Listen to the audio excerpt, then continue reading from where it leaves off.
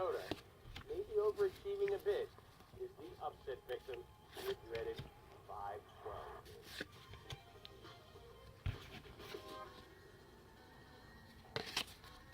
And they upset his average. 15-seeded Middle Tennessee has knocked off second-seeded Michigan State. And that, my friend, is why we call it one match.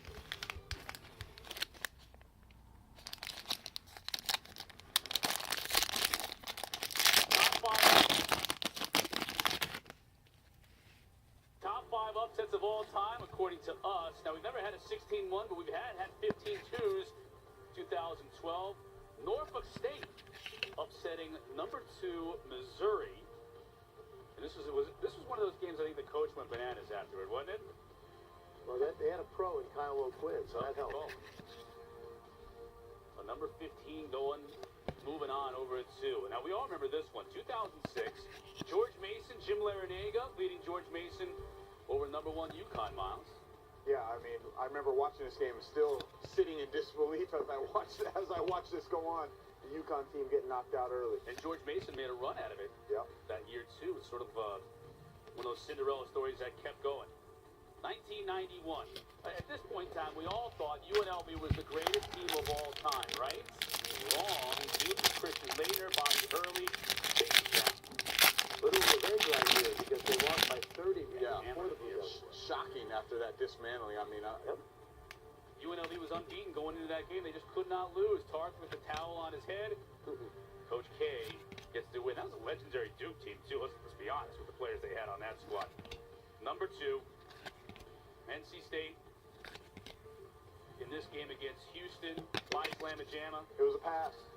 That's what Wittenberg says. He'll still say it to this day. Wittenberg never passed. So we know that was a shot. The late Lorenzo Charles with the bucket. The late Jimmy V. Going bananas on the court. And number 1, Villanova. Beat Georgetown in 1985. They just could not miss a shot. They made everything. They shot 79% in this game. One of those where, I think most coaches, analyzing the way they played, I've heard coaches say it was the perfect game that Villanova played to win.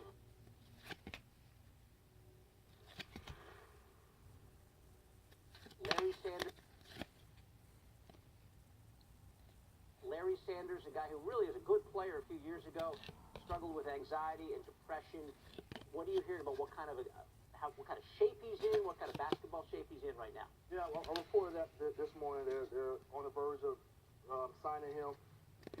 I was told he's probably a couple of weeks away from being in basketball shape. And for the Cavaliers, there's no rush. That's fine with them. They just want to get him in practice and get him in the system and try to put him into the fold. I have a problem with trying to come to the realization that he's going to be a factor this season, let alone the postseason. The team is trying to work something out for the second-year option to try to see if they get him, in the fold for next year to see what they have. But I don't think this solves anything the problems that the Cavaliers have right now.